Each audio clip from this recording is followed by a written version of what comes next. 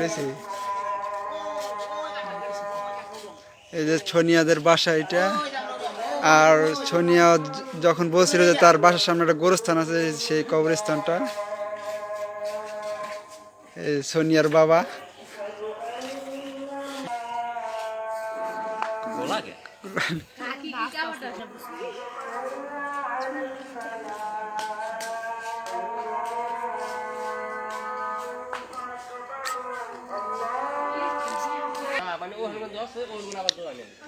এখন ঘরের ভিতর গিয়ে দেখি কি কি আছে। এই যে মেজো ভাই সূর্য,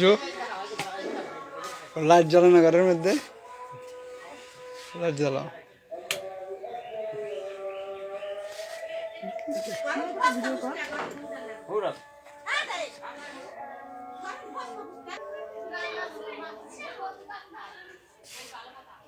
লাইট জ্বালাও।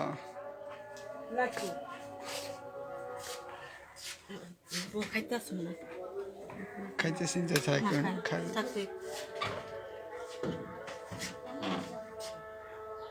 অন্ধকার।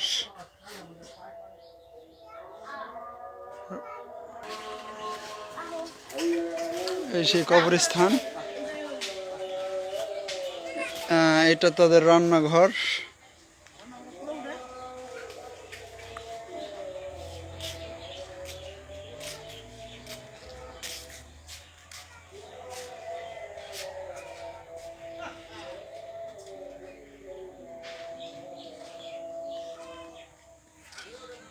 আর এটা হচ্ছে ছোনিয়ার বড় ভাই তারার ঘর।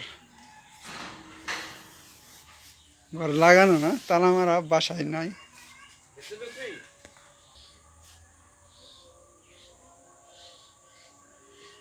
এটা হচ্ছে তাদের গোসলখানা।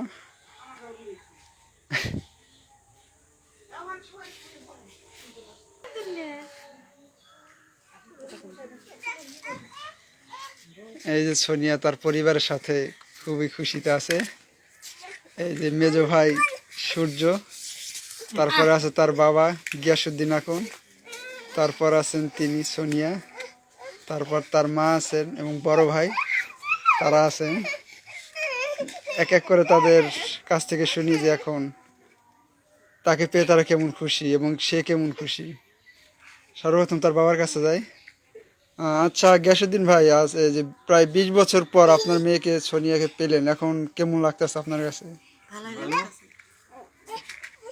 মানে এতদিন পরে আসলো বাড়িতে, এখন আদর যত্ন তো কমতি নেই কোনো। মানে আপনাদের এখানে একবার আসছিল, তারপর আবার চলে গেছিল না, তারপর আবার যে আনছেন তাকে, এখন ভালোই আছে না? এখন তার মার কাছে যাই।